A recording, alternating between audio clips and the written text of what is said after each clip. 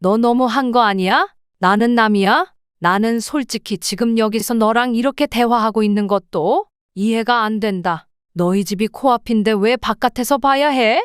아니, 저희 그냥 평범하게 살고 있는데 왜 굳이 자식 집에 오시려고요? 여기 공원에서 얘기하는 게 더 좋잖아요. 날씨도 좋은데. 아무리 그래도 너는 이렇게 오랜만에 멀리서 올라온 엄마랑 바깥에서 만나서 잠깐 얘기하고 보내버리고 싶으니? 2년 만에 본다, 우리. 서로 생활을 존중하기로 했잖아요. 그래도 주말에 시간 빼서 엄마 보려고 나왔잖아요. 엄마는 2시간 반 버스 타고 올라왔어. 그런데 너희 집 근처도 못 가보고 이렇게 공원에서 얘기해야 할 줄은 꿈에도 몰랐다. 여기가 어때서요? 그냥 앉아서 얘기할 때만 있으면 되죠. 오늘 이야기 속 주인공은 70세 심경순 씨입니다. 45세 전현종의 어머니이죠. 아들과 대화를 나누고 있는 심 씨의 심정은 처참했습니다. 부모 말이라면 껌뻑 죽는 효자까지는 아니었어도 이토록 부모 가슴에 비수를 꽂는 비정한 아들은 아니었습니다. 결혼 전에는 말이죠. 아들이 중학생이던 시절 남편은 병으로 세상을 떠났고 그 긴 세월 동안 심 씨는 아들만을 보며 살았습니다. 혼자 벌어서 학원도 보내고 과외도 시키고 능력 닿는 한 아들 교육을 위해 모든 것을 바쳤습니다. 자신은 뒷전이었죠. 그렇게 키운 아들은 서울에서 잘 나가는 변호사가 되었습니다. 그리고 아들은 같은 변호사와 결혼했습니다. 잘은 몰라도 최고 돈을 잘 버는 직업 중 하나이니 평생 먹고 살만할 것이라고 생각했습니다. 심 씨는 가진 재산이 많지 않으니 결혼할 때 크게 보태주진 못했어도 아들을 그만큼까지 교육시킨 것에 대한 자부심은 있었습니다. 그런데 그 모든 것이 다 소용없는 짓이었다는 것을 늦게나마 깨닫게 되었습니다. 엄마밖에 몰랐던 어린아이는 장성에서 결혼을 하고 아이도 둘 낳았습니다. 심 씨가 정신을 차려보니 이미 자신이 알던 그 아이가 아니었죠. 어떤 김치 보내주라고? 아, 배추김치랑 파김치. 정연이 엄마가 뭐라고 했는데 기억이 잘 안 나네요. 그래? 엄마가 정연이 엄마한테 전화해서 물어볼까? 김치를 택배로 보내달라는 아들과 전화통화 중인 심 씨. 아니에요. 뭐하러 그래요? 제가 물어보고 엄마한테 문자 보낼게요. 알았어. 그러면 오늘 말해줘. 이번 주 중으로 담근 다음에 바로 택배 보내줄 테니까. 잘 먹을게요, 엄마.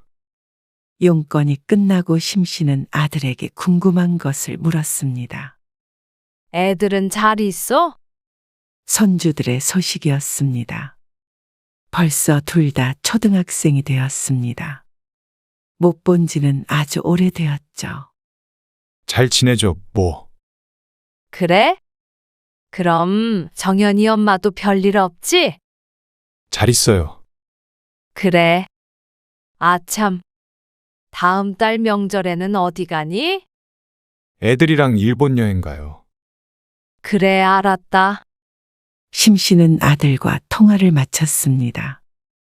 당연하다는 듯이 명절엔 여행을 가는 아들네 가족.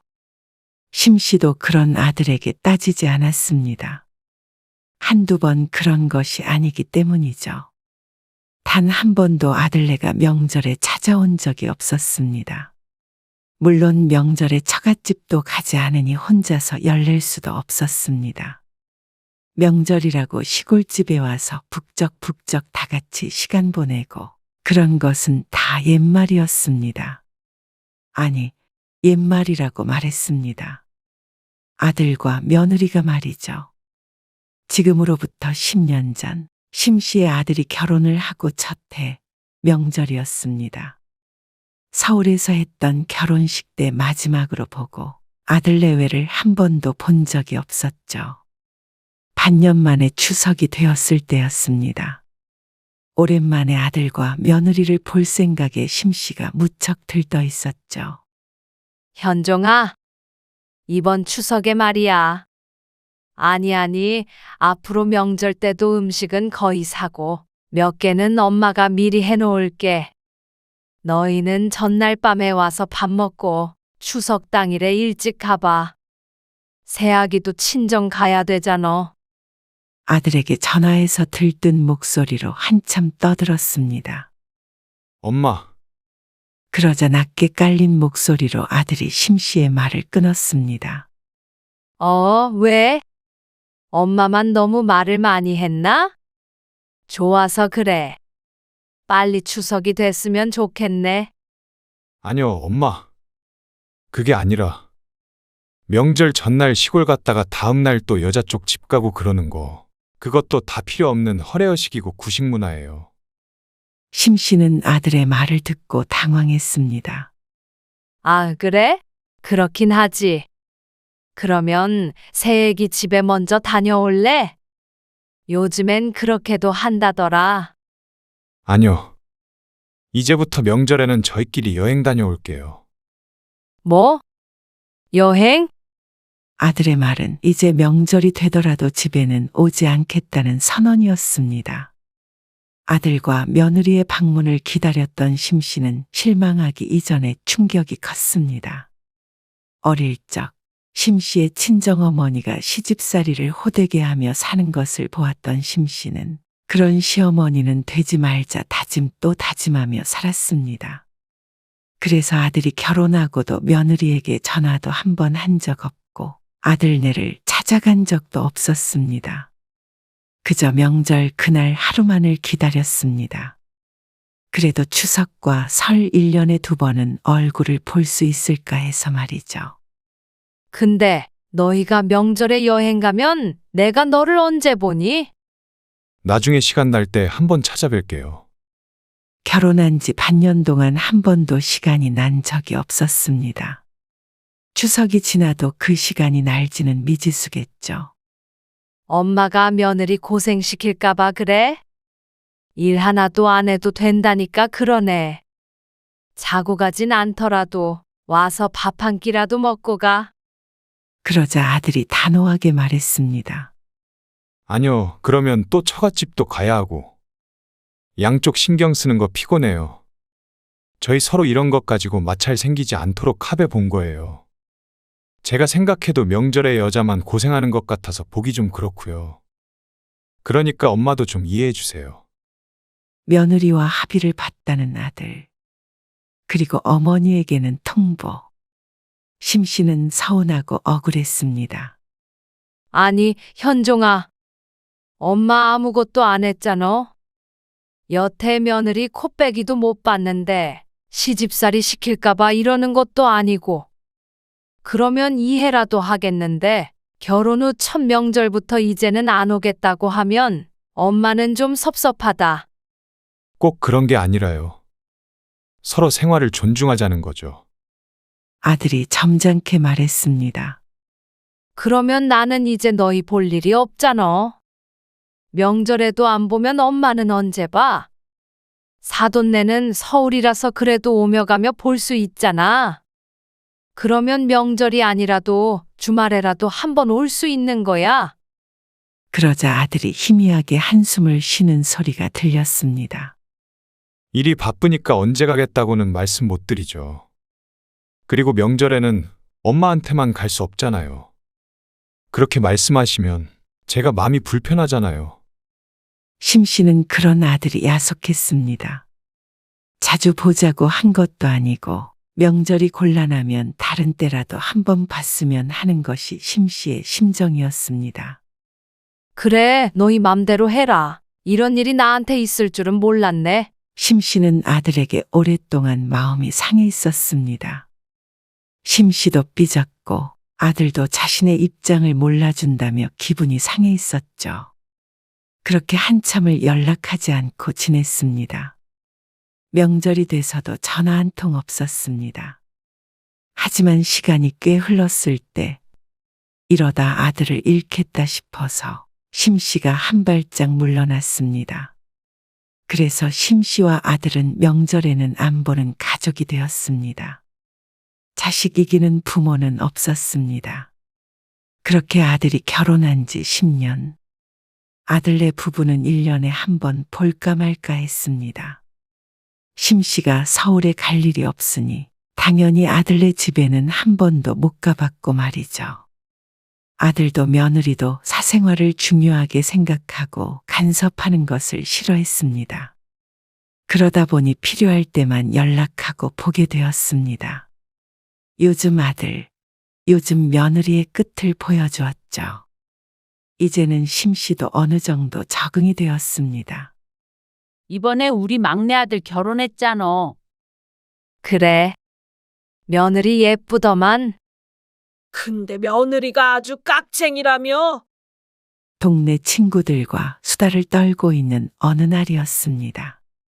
서로 아들, 딸, 며느리 사위 이야기 하느라 바빴죠. 아휴, 깍쟁이 정도가 아니야. 나는 살다 그런 애 처음 봤다. 왜 그러는데?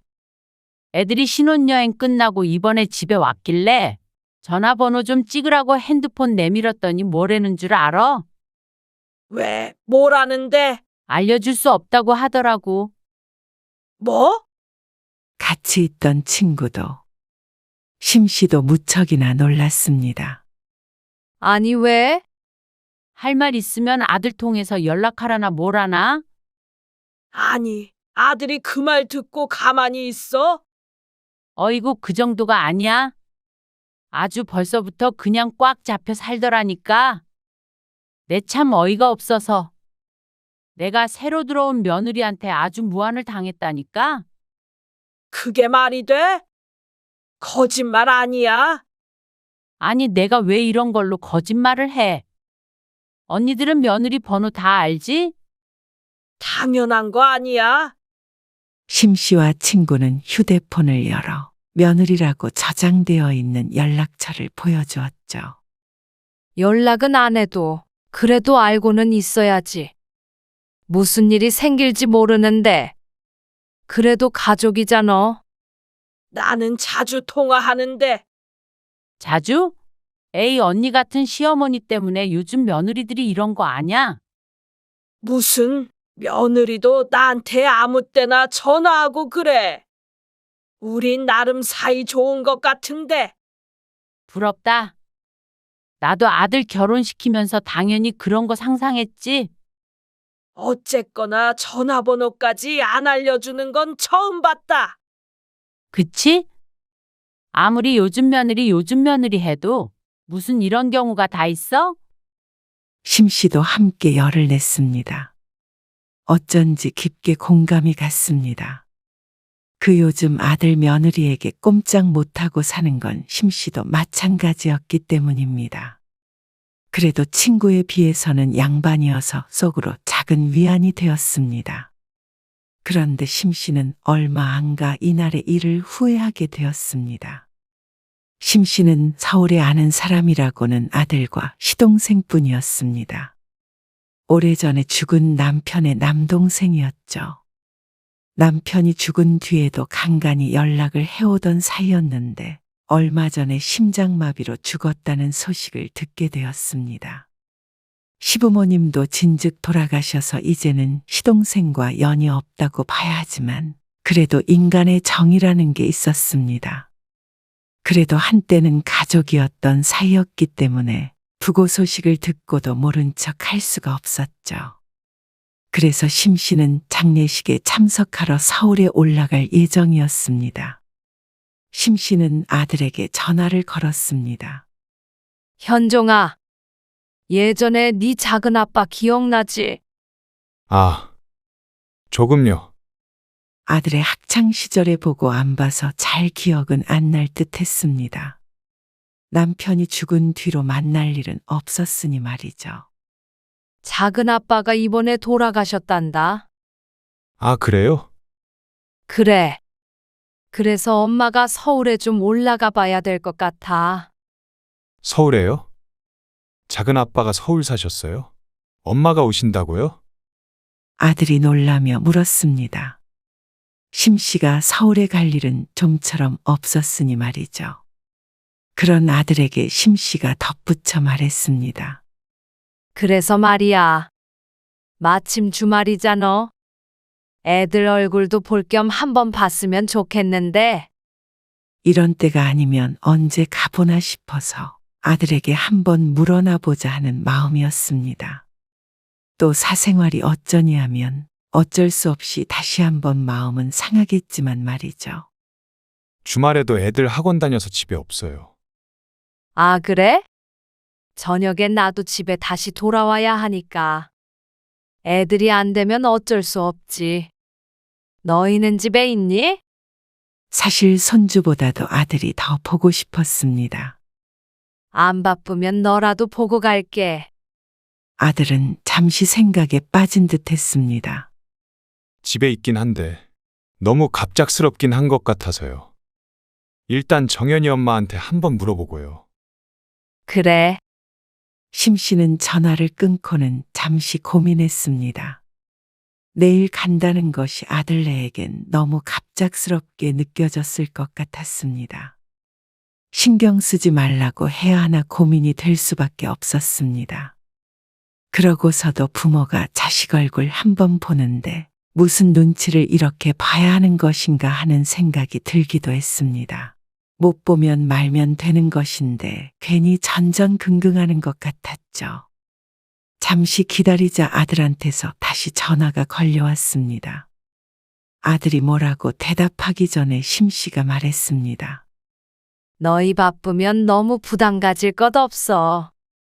엄마도 볼 일 있어서 가는 거니까. 그러자 아들이 대답했습니다. 아니에요. 장례식장 들렸다가 이쪽으로 오세요. 뜻밖의 대답에 심씨가 놀라서 되물었습니다. 정말? 내일은 집에서 쉬니? 아, 뭐. 잠깐 뵙는 거면 시간 빼봐야죠. 처음 오시는 거잖아요. 아들이 얼음얼음 대답하였지만 심씨는 근 2년 만에 보게 되는 아들을 떠올리자 기분이 붕 떴습니다. 알았다. 그러면 내일 2시쯤 갈게. 괜찮어? 네. 그때로 알고 있을게요. 어떻게 찾아와야 되는지 문자로 남겨드릴게요. 모르면 택시 타시고요. 주소 보내드릴 테니까. 그래. 시동생 장례에 가면서 들뜨면 안 되지만 심씨도 어쩔 수 없었습니다. 아마 누구라도 같은 상황이라면 설레었겠죠. 그래서 다음날 서울길에 올랐습니다. 고속버스를 타고 2시간 반 정도 가자 서울 땅을 밟을 수 있었죠. 얼마 만에 와보는 곳인지 까마득했습니다. 택시를 타고 장례식장에 갔다가 오랜만에 보는 올케와 인사를 한 뒤에 잠시 자리를 지키다 나왔습니다. 여기. 메시지에 적힌 이곳으로 가주세요. 심씨가 택시기사에게 휴대폰을 내밀며 말했습니다. 아들이 보내온 주소가 적혀 있었습니다. 얼마나 걸려요? 20분 걸리네요. 아유, 딱 좋네요. 시간이 딱 맞았습니다. 정확히 2시쯤에 도착할 것 같았습니다. 아들네로 가는 그 20분은 꽃길을 달리는 기분이었습니다. 그만큼 아들 며느리 볼 생각에 두근거렸습니다. 그리고 아들의 아파트 앞에 도착하자 택시에서 내렸습니다. 아이고, 아파트 좋다. 큰 길 앞에 있었고 주변엔 온통 좋아 보이는 아파트들이 보였습니다. 심씨는 아파트 입구로 걸어 들어가며 아들에게 전화를 걸었습니다. 현종아, 엄마 지금 여기 아파트에 도착해서 입구 안에 들어왔어. 어디로 가면 되니? 아파트 외벽에 적혀 있는 숫자들을 둘러보며 물었습니다. 그런데 아들이 당황스러운 대답을 했죠. 아, 엄마. 거기 저희 집 아니고요. 그 아파트 바로 옆에 공원 보이시죠? 심씨가 입구를 다시 나와서 옆을 보자 정말 공원 팻말이 있었습니다. 여기 공원 있네. 그럼 너희 집은 어디야? 반대편 아파트인가? 심 씨가 주변 건물들을 보며 제자리에서 한 바퀴 빙그르 돌았습니다. 아니요. 그 공원 앞에 서 계세요. 제가 지금 나갈 테니까 거기서 봬요. 여기? 아니, 어딘지만 알려주면 내가 갈게. 여기 지금 큰 길 가야.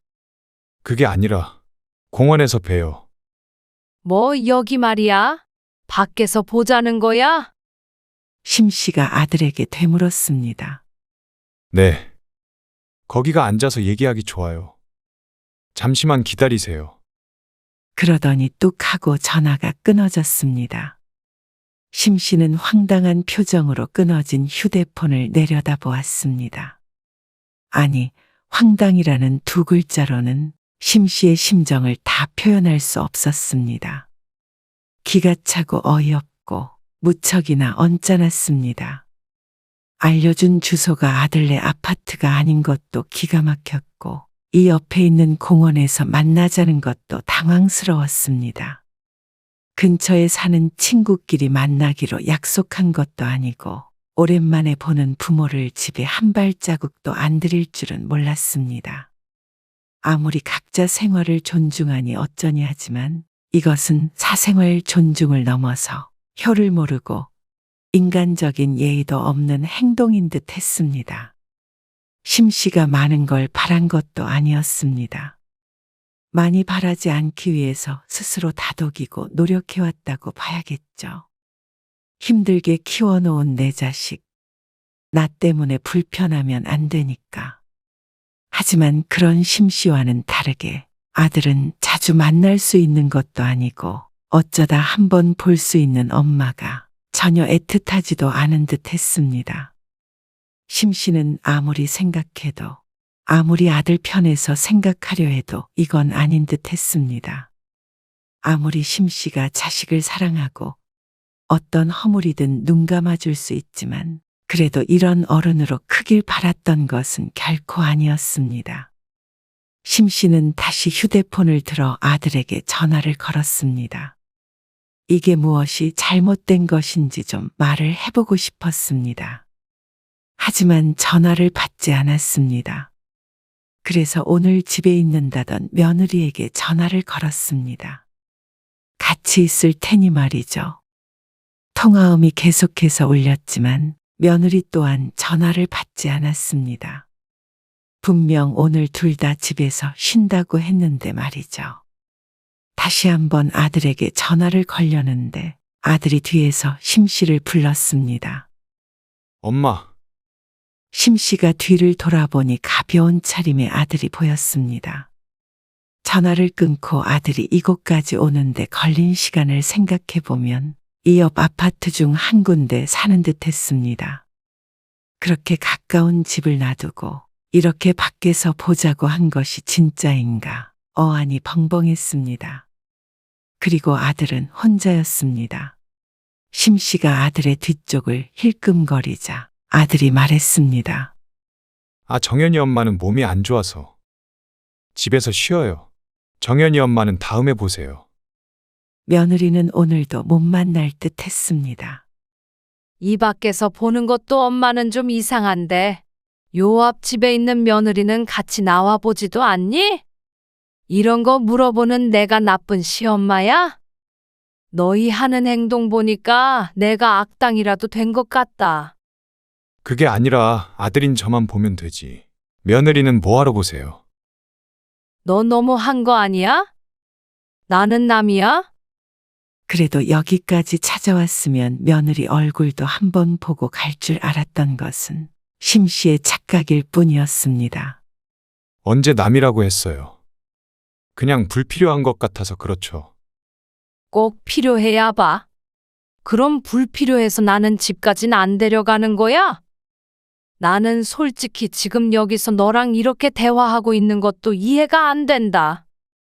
심 씨와 아들은 아직도 공원 입구에 서서 이야기 중이었습니다. 이상한 광경의 공원에 들어가려던 사람들도 힐끔거리며 자꾸 뒤를 돌아보았습니다. 부부싸움도 아닌 부모 자식 싸움을 대낮에 공원에서 하고 있으니 눈길을 끌 수밖에요. 여기가 어때서요? 그냥 앉아서 얘기할 때만 있으면 되죠. 아니, 너는 우리 집에 와서 마당에서 얘기만 하다가 심 씨는 아들의 대답이 황당했습니다. 엄마가 전날에 온다고 말씀을 하시니까요. 너무 갑작스럽잖아요. 그러면 미리 말했으면 너희 집에 갈 수 있는 거였니? 그러자 아들이 한숨을 쉬었습니다.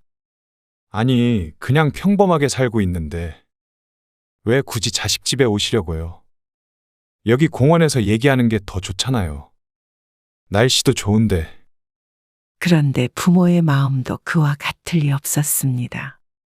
평범하든 특별하든 자식이 어떻게 살고 있는지 궁금하기도 하고 느긋하게 앉아서 차도 마시고 얘기도 나누고 싶은 것은 당연한 것 아닐까 싶었습니다.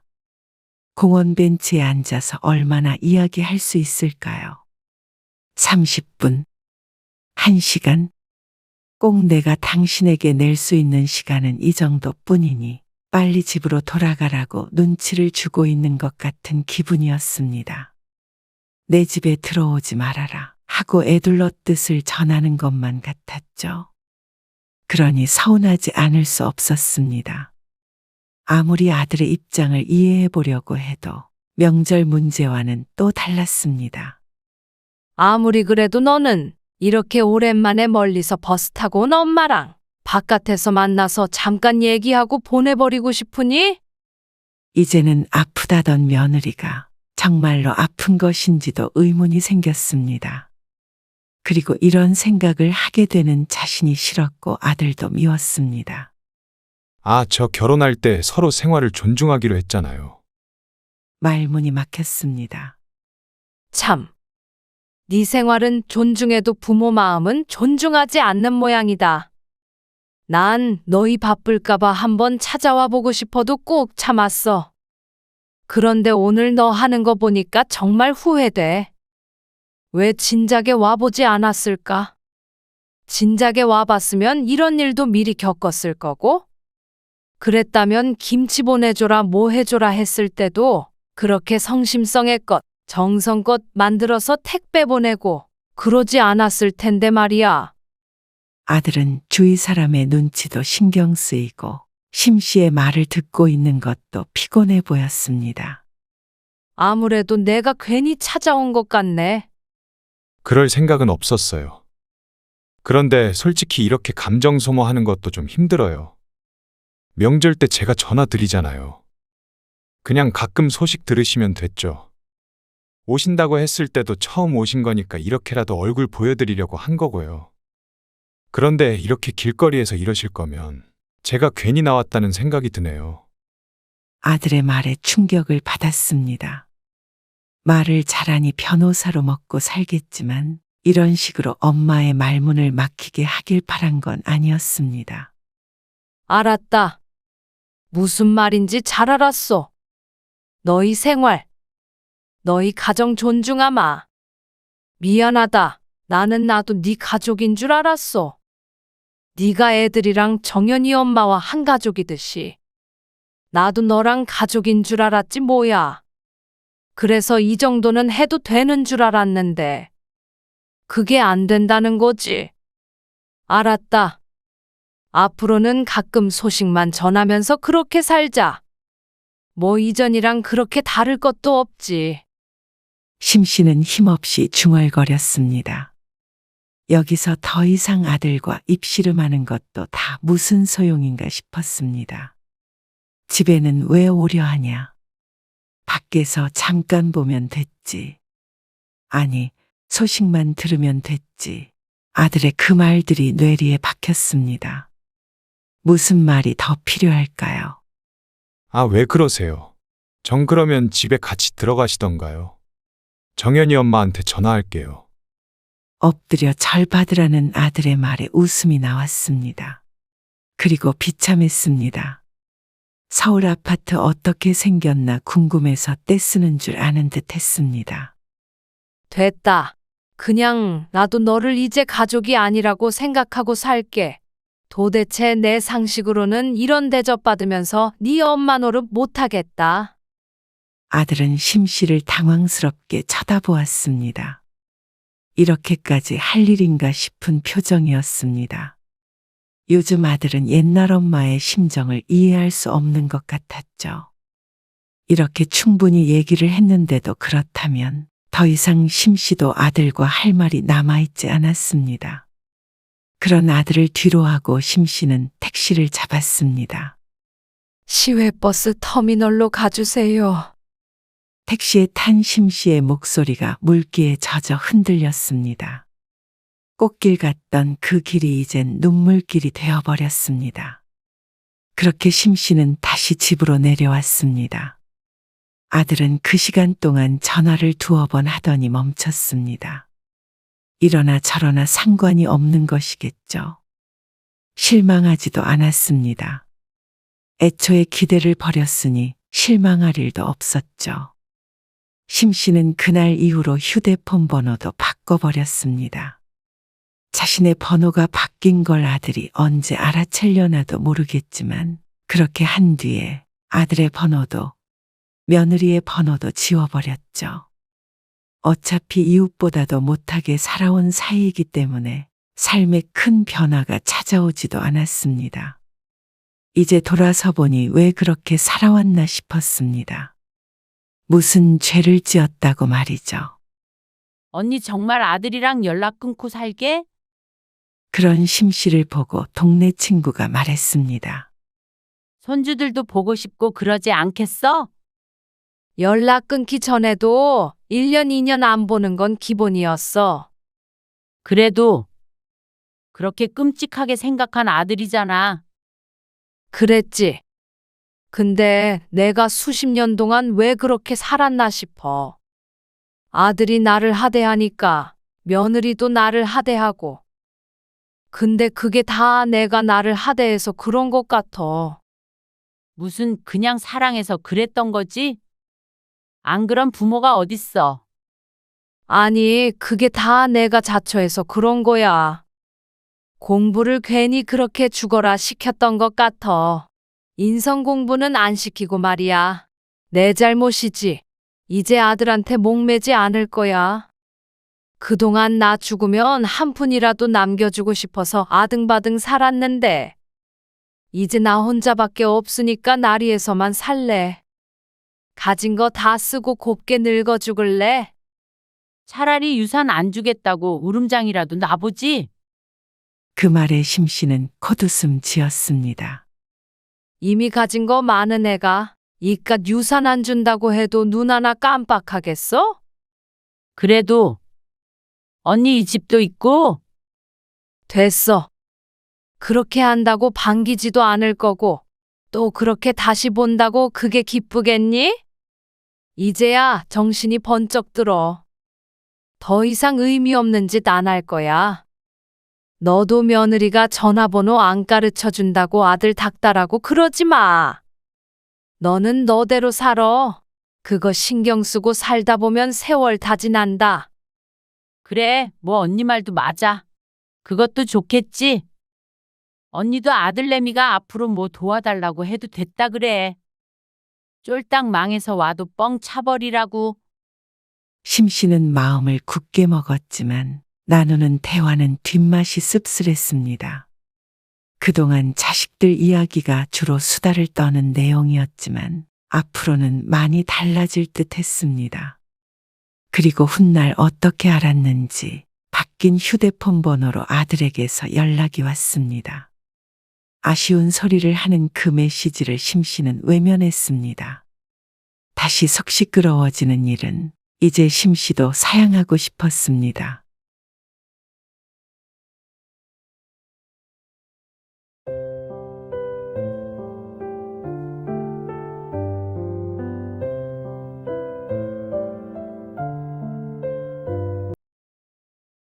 아니, 30분 더 기다리는 게 뭐가 힘들다고 그렇게 가버리시는 건데요?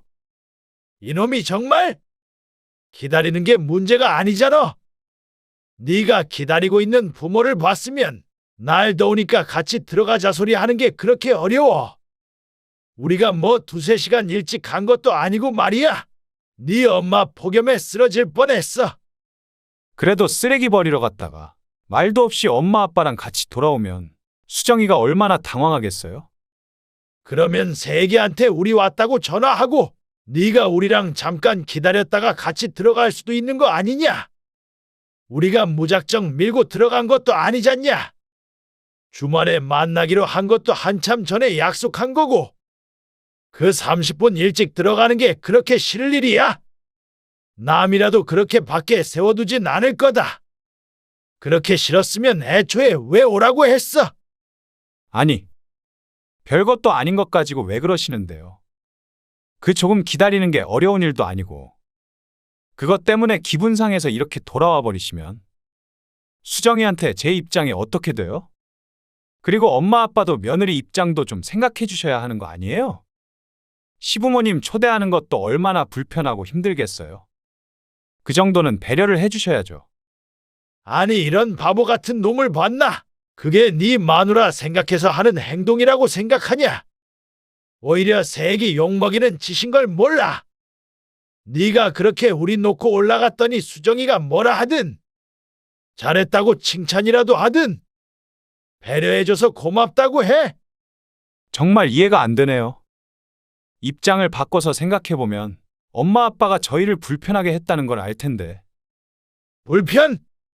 우리도 너희 불편할까봐 안 들어가고 기다리고 있었던 거야. 근데 잘못 생각했던 것 같다. 우리가 그냥 널 잘못 키웠나 보다. 좋은 부모가 되려고 애썼던 건데 그럴 필요가 없었던 것 같다. 이제 너무 애쓰지 않으련다. 오늘 이야기 속 주인공은 69세 아버지 박정필 씨와 68세 어머니 이현숙 씨입니다. 어머니와 아버지는 애지중지 키운 하나밖에 없는 아들에게 큰 실망을 했습니다. 아들은 별것 아닌 것으로 왜 그러냐며 따지지만 그 별거 아닌 것에 부모도 상처를 받습니다. 이제 막 부모가 된 아들은 그런 부모의 마음은 아직 알 수 없는 것 같았습니다. 아이가 커서 똑같은 말을 들어봐야, 직접 경험해봐야 비로소 알게 되겠죠. 이 씨의 아들은 대학에 들어가면서부터 쭉 서울에 살고 있습니다. 이제는 39이 되었고 얼마 전에 아들 하나를 낳았습니다. 그런 아들을 시골에서 농사짓고 장사를 하며 키웠습니다. 서울에 있는 좋은 학교에 보내고 직장에 들어갈 때까지 뒷바라지했으며 결혼할 때는 평생 모은 돈으로 집도 사주었습니다. 비록 크고 비싼 아파트는 아니었어도 남부럽지 않을 만큼 지원해 주었습니다. 하지만 자식에게 얼마나 많이 해주었느냐가 부모 자식 관계를 결정하는 것은 아니었습니다. 병호야, 너희 큰아버지 입원하셨잖아. 큰아버지가요? 왜요? 위암 때문에 입원하셨다고 저번에 말했잖아. 그래서 이번 주 토요일에 너희 아빠랑 같이 서울 가. 아, 그래요? 그래. 근데 점심때 병원에 갔다가 아빠랑 같이 오후에 너희 얼굴 좀 보고 싶은데. 바쁘니? 아, 이틀 뒤네요? 토요일 오후에 볼 수 있냐는 어머니의 말에 아들은 난감한 듯 중얼거렸습니다. 아, 주말이라 어디 가니? 아니요, 그건 아닌데요. 너무 갑작스러워서요. 오늘 당장 가는 것도 아니고 이틀 뒤 간다는데 갑작스럽다는 아들의 말에 어머니가 당황했습니다. 이틀 있다가 가는 건데. 그래도 오시려면 적어도 일주일 전쯤엔 알려주시는 게 좋죠. 아, 그러니. 어머니는 알았다고 했지만 사실 조금 서운하긴 했습니다. 누가 들으면 수시로 찾아가서 괴롭히는 부모인 줄 알 듯했습니다. 아들이 결혼한 지 꽤 됐지만 아들네 집에 간 것은 손주를 낳았을 때 딱 한 번밖에 되지 않았습니다. 오랜만에 애들도 좀 보고 싶었는데. 먼 곳에 살기 때문에 명절이 아니면 좀처럼 볼 일도 없었고 바쁘다고 하면 명절에도 왕왕 못 보는 경우가 있었기 때문이죠. 다음에 봬요. 아들의 말을 끝으로 전화를 끊었지만 어머니는 이것이 맞나 생각이 들었습니다. 하룻밤 자고 간다고 한 것도 아니고 주말 오후에 1년에 한 번 볼까 말까한 부모 얼굴 한 번 보는 게 그리 힘든 일인가 싶었습니다. 어머니는 자식이 언제 오든 늘 반가웠기 때문에 아들이 이해되지 않았습니다. 요즘엔 다 그래, 언니? 친하게 지내는 이웃 동생에게 이야기를 했더니 당연하다는 듯이 말했습니다. 그거 가지고 서운해하면 암만 자식이라도 못 보고 살아. 이틀 뒤에 간다고 했는데도 안 되는 거야. 무슨 일주일이나 시간을 두고 약속을 해야 해. 이틀은 조금 애매하긴 한데 그래도 좀 여유롭게 말해주는 게 좋지. 우리 때야 나 지금 문 앞이다. 이랬지만 요즘엔 그러면 안 된대잖아. 나도 그 정도는 알지 당연히. 그래서 이틀 전에 말했던 거고 자식 만나는데 일주일 전에 약속을 잡아야 하는 게 좀 나는 적응이 안 된다. 아들내미 결혼한 지가 언젠데 아직도 적응을 못하면 어떡해? 나는 진작에 받아들였어. 내가 먼저 간다고 한 적이 없어서 몰랐지. 일일이 서운해하고 그러지 마. 언니 속만 문드러진다. 그래 오지 말라고 한 것도 아니고 좀 더 미리 말해달라는 건데. 내가 너무 예민했나 보다. 그녀의 말이 맞는 것 같았습니다. 주변에서 이런저런 얘기들을 들어보면 누구는 아들 집이 어딘지도 모른다던데 이 씨의 아들은 그런 것은 아니니 크게 불평할 일도 아닌 듯 했습니다. 엄마, 이번 명절에는 못 내려갈 것 같아요. 그래서 좀 미리 보면 어떨까 하는데. 그리고 지난번에 못 뵌 것도 좀 그렇고 해서요. 다음 주말에 시간 괜찮으세요? 아유 되지. 너희가 올 거니? 아니요. 엄마가 아빠 모시고 올라오실 수 있어요? 그래. 알았다. 네 아빠한테 말해서 같이 갈게. 어머니 이 씨는 기분이 좋았습니다. 지난번에 조금 섭섭했던 것이 아들의 한마디에 싹 풀리는 기분이었습니다. 아들이 말은 그렇게 했어도 마음에 걸렸던 것 같았습니다. 그래서 일주일 뒤에 이 씨는 남편과 함께 서울에 가게 됐습니다. 함께 좋은 식당에 가서 점심 식사를 하기로 했죠. 그리고 그날이 되었을 때 어머 오전에 비가 엄청 온다는데요. 나도 뉴스 봤어. 폭우가 쏟아진다는데 약속을 다음으로 미뤄야 하는 거 아니야? 아침 일찍 갈 준비를 마쳤는데 곧 비가 쏟아진다는 일기예보를 보았습니다. 아이고 그러면 또 언제 아들 얼굴 볼지 모르는데. 이 씨가 아쉬워하자 남편이 물었습니다. 지금은 비 안 와? 지금은 안 오네요. 그러면 조금 일찍 출발할까? 그러자 이 씨가 기뻐하며 대답했습니다. 그러는 게 좋겠네요. 비 오기 시작하면 사고 날 수도 있고 아무래도 차가 막히겠죠. 늦는 것보다는 일찍 가는 게 낫죠. 11시에 만나기로 했고 아들네까지는 차 타고 2시간 걸렸습니다. 그런데 날씨가 안 좋아서 늦지 않기 위해 1시간 일찍 출발하기로 했죠. 그렇게 서울을 향해 가고 있는데 아침 일찍부터 쏟아진다던 비는 콧배기도 보이지 않았고 하늘은 어두웠지만 잠잠했습니다. 이러면 앞으로 30분이면 도착하겠는데. 그럼 10시도 안 되네. 11시까지 가기로 했는데 너무 빨리 와버렸나 봐요. 그러게? 당신이 병호한테 전화를 해봐. 좀 일찍 도착할 것 같다고. 남편의 말을 듣고 이 씨가 아들에게 전화를 걸었지만 신호만 길게 울리고 받지 않았습니다. 어쩌죠? 전화 안 받는데. 새애기한테 해볼까?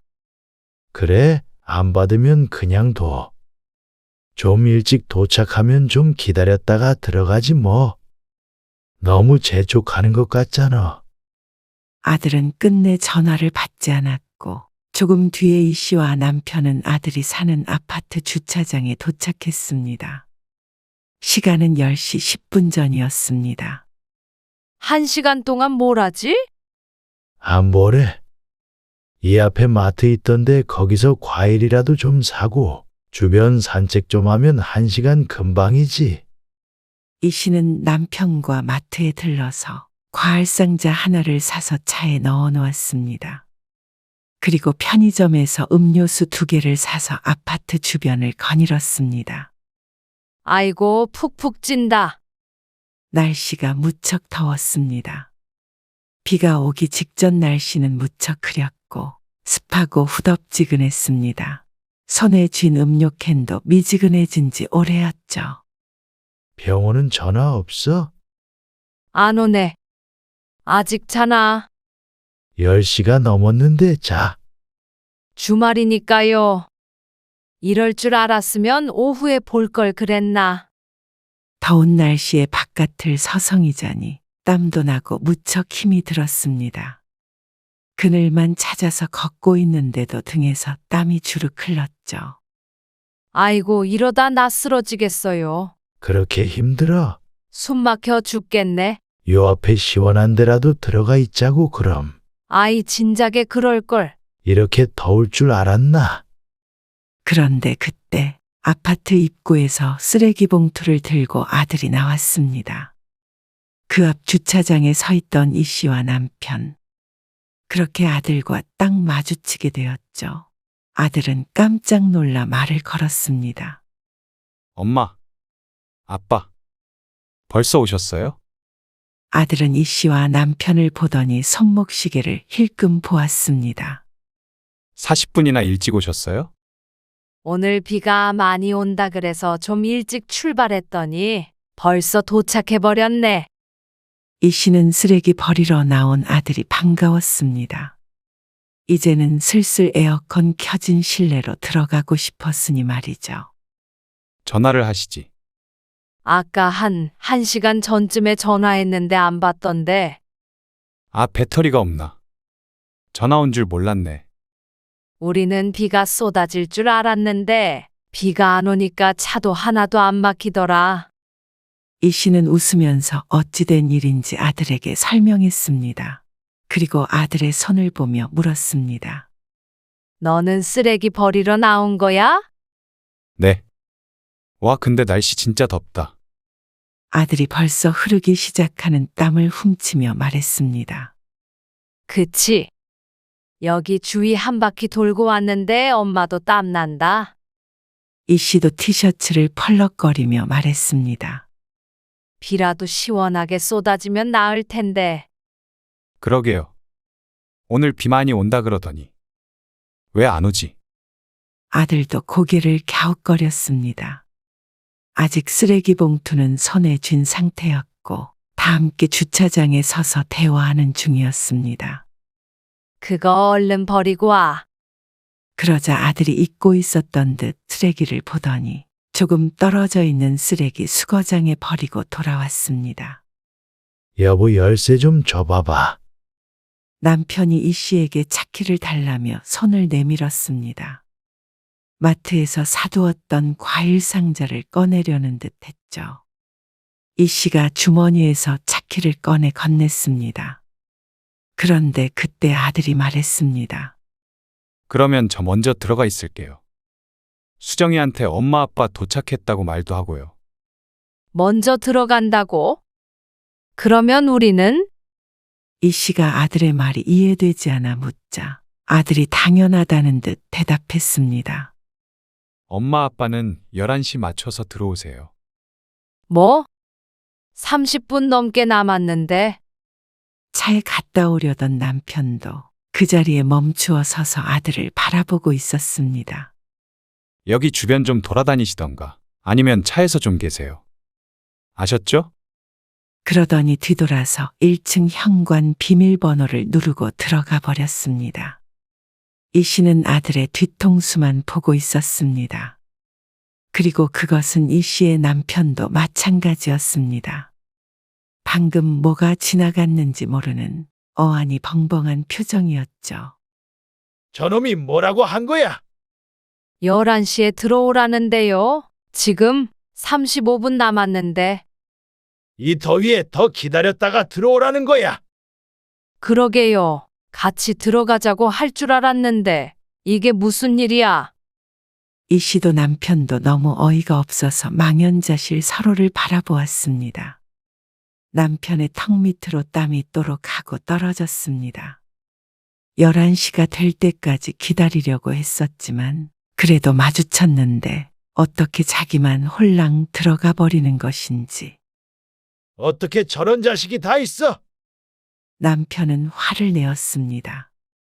자신만 아들의 행동이 이해가 안 가는 줄 알았는데 화를 내는 남편을 보니 아들이 이상하긴 한 것 같았죠. 그런데 단단히 화가 난 남편의 표정을 보니 조금이라도 분위기를 환기시켜야 했습니다. 일찍 온 우리 탓인데요. 뭘. 그냥 30분만 앉아 있다가 들어가요. 말이 돼? 아니, 약속 시간이 11시면 30분 정도는 일찍 올 수도 있겠다 생각을 해야 되는 거 아니야? 식당 문 여는 것도 아니고 11시 땡에 아들 집에 들어갈 수 있는 게 맞아. 그래도 손님 맞는 입장에서는 부담스러울 수 있죠. 아니, 부모가 아니라 남이 왔어도 이 날씨에 바깥에 세워두고 혼자 들어가 버리진 않지. 그건 남편 말이 맞는 듯 했습니다. 자신의 상식으로도 집에 찾아온 사람을 이렇게 놓고 쏙 들어가 버리는 것은 예의 문제인 듯 했습니다. 차에 타. 차에서 기다리게요? 기다리긴 뭘 기다려. 이 날씨에 차에 타봤자 쪄주고 집에 돌아갈 거야. 이 씨가 눈을 크게 떴습니다. 집에요? 애들 기다릴 텐데. 기다리긴. 오히려 우리가 안 오길 기다리는 것 같은데. 이 씨도 속상하긴 했지만 이대로 돌아가 버리면 아들네와의 사이가 나빠질 것 같았습니다. 아들이 아무 생각 없이 한 행동일 수 있으니 이야기를 좀 들어보고 싶기도 했습니다. 하지만 남편은 전혀 그럴 생각이 없는 듯 했습니다. 여기서 30분 더 기다렸다가 들어가면 뭐 기분 좋게 애들이랑 밥이라도 먹으러 갈 수가 있겠어. 그래도 여기까지 왔는데 그냥 가자고요? 그럼 당신은 30분 기다렸다가 11시에 초인종 누를 거야. 그렇게 생각하니 마음이 좀 상했습니다. 남편이 다시 이 씨에게 물었습니다. 당신은 만약 애들이 우리 집에 찾아왔어도 바깥에 세워도 절대 안 그러죠. 거봐. 그놈은 딱 그만한 놈인 거야. 뭐 좋다고 가서 같이 밥 먹어. 처음엔 남편이 과민 반응한다고 생각했지만 남편 말을 들어보니 아들이 야속했습니다. 알았어요. 집에 가요. 이 씨와 남편은 다시 차에 탔습니다. 한참 땡볕에 서 있던 차 내부도 절절 끓어오르고 있었습니다. 옷이 온통 축축하게 젖은 채로 다시 왔던 길을 되돌아갔습니다. 차가 출발하고 얼마 되지 않았을 때 예고했던 대로 비가 퍼붓기 시작했습니다. 이놈의 비가 좀 일찍 왔어도 이런 일 없는 건데. 비가 늦게 온 걸 다행이라고 생각해. 언제고 그럴 수 있는 놈이었던 거지. 이 씨는 깊은 한숨을 내쉬었습니다. 기분 좋게 나섰던 서울행이 이렇게 우울하게 끝나버릴 줄 몰랐습니다. 11시가 10분이 넘어가자 아들에게서 전화가 걸려왔습니다. 소리 좀 켜봐. 남편이 통화하겠다며 소리를 키우라고 했습니다. 이 씨는 전화를 받아서 스피커 모양의 버튼을 눌렀습니다. 그러자 아들의 목소리가 차 안을 울렸습니다. 엄마, 왜 안 들어오세요? 11시 넘었는데. 지금 집에 돌아가는 길이다. 남편이 말하자 아들이 놀라서 되물었습니다. 네? 요 앞에 계셨잖아요? 여기까지 와서 왜 그냥 가셨어요? 급한 일 생긴 거예요? 그러니까 네 엄마랑 내가 그 앞에 있었는데도 시간 맞춰 들어오라고 홀랑 들어가 버리는 놈이 세상에 어디 있냐? 냉볕에 앉아서 기다리라는 거야. 주변 산책하고 계셨다면서요. 그건 일찍 가면 너희 불편할까봐 그랬던 거고. 아무리 그래도 네가 나와서 봤으면 상식적으로 같이 들어가자 소리는 해야 하는 거 아니야? 아니, 엄마 아빠가 약속 시간보다 일찍 오셔놓고는 왜? 아들의 목소리에 이 씨도 가슴이 아팠습니다. 남편의 말을 듣고 집으로 돌아가기로 한 것이 잘한 일인 듯 했습니다. 그래, 네 말대로 우리가 약속 시간을 못 맞췄으니까 다시 돌아가 마. 남편의 말이 끝나자 이 씨가 전화를 끊어버렸습니다. 아들의 대답을 들어봤자 속 터지는 소리만 할 듯했죠. 아휴, 남편도 속이 상하는지 깊은 숨을 내쉬었습니다. 다시 아들에게서 전화가 걸려왔지만 이 씨는 받지 않았습니다. 창밖에 보이는 풍경이 이 씨의 마음속인 듯 했습니다. 하필이면 지금 폭우가 쏟아지니 차도 막혀서 2시간 걸릴 거리가 3시간이 넘게 걸렸습니다. 안 그래도 서럽고 속상한 길이 더 길게 느껴졌죠. 집에 도착하니 오후가 돼 있었습니다. 아침에 8시가 되기 전에 집을 나섰는데 그 사이 시간이 지워져 버린 기분이었습니다. 아무것도 못하고 다시 집 안으로 들어오니 허무했습니다. 그래도 서울 과일은 사왔네. 과일 상자를 보며 남편이 중얼거렸고 그 소리에 이 씨도 피식하고 웃었습니다. 그냥 잊어버리자고요. 서울 안 갔다고 생각하고 우리끼리 맛있는 거나 먹어요. 이 씨는 남편과 함께 늦은 점심을 해 먹었습니다. 시간이 조금 지나니 차차 기분이 나아지는 것 같았습니다. 하지만 잠시만 짬이 나도 오후 내내 서울에서 있었던 일을 곱씹게 되었습니다. 처음에 남편의 화난 모습을 보고 이 씨가 생각했던 것처럼 자신이 과민 반응을 하고 있는 것인지, 아들 며느리도 자기들만의 사정이 있었는데 괜히 화를 냈던 것일까. 30분만 기다리면 됐을 텐데. 그렇지만 반대로 고작 30분이라면 왜 자신들을 밖에 세워두었던 건지. 생각할수록 속만 쓰리지 하고 애써 잊어버리려고 했습니다. 그날 밤 아들이 찾아오기 전까진 말이죠. 저녁 7시쯤 되었을 때 아들은 연락도 없이 현관문을 열고 들어왔습니다. 서울에서 사온 과일을 먹고 있던 이 씨와 남편이 놀라서 쳐다보았죠. 아니, 왜 전화를 안 받으세요? 아들이 짜증스러운 목소리로 말했습니다. 분명 화는 이 씨와 남편이 났던 것 같은데 아들이 오히려 화가 잔뜩 나 있었죠. 수정이가 엄마 아빠 온다고 청소도 하고 그랬는데 그렇게 가버리는 게 어디 있어요? 며느리가 청소해 놨는데 왜 가버렸냐는 아들. 분명 차 안에서 말을 했던 것 같은데 아직도 이 씨와 남편이 왜 서운한지를 모르는 듯 했습니다. 너는 그게 중요하니? 아니, 시간 약속 안 지키고 일찍 온 건 엄마 아빠잖아요. 아, 그래서 밖에서 기다렸잖냐? 그러면 30분 더 기다리는 게 뭐가 힘들다고 그렇게 가버리시는 건데요? 이놈이 정말? 기다리는 게 문제가 아니잖아. 네가 기다리고 있는 부모를 봤으면 날 더우니까 같이 들어가자 소리 하는 게 그렇게 어려워. 우리가 뭐 2-3시간 일찍 갔어? 네 엄마 폭염에 쓰러질 뻔했어. 그럼 어디 시원한 데라도 들어가 계시죠. 그게 왜 제 탓이에요? 쓰레기 버리러 갔다가 엄마 아빠랑 같이 돌아오면 수정이가 얼마나 당황하겠어요? 그러면 세기한테 우리 왔다고 전화하고 너도 잠깐 기다렸다가 같이 들어갈 수도 있는 거 아니냐? 우리가 무작정 밀고 들어간 것도 아니잖냐? 그러자 아들이 입을 다물었습니다. 일찍 온 부모 탓만 했지 자신의 처신이 잘못됐었다는 건 몰랐던 것 같았습니다. 주말에 만나기로 한 것도 한참 전에 약속한 거고 그 30분 일찍 들어가는 게 그렇게 싫을 일이야? 남이라도 그렇게 밖에 세워두진 않을 거다. 그렇게 싫었으면 애초에 왜 오라고 했어? 그런데 아들은 적반하장이었습니다. 아니, 별것도 아닌 것 가지고 왜 그러시는데요?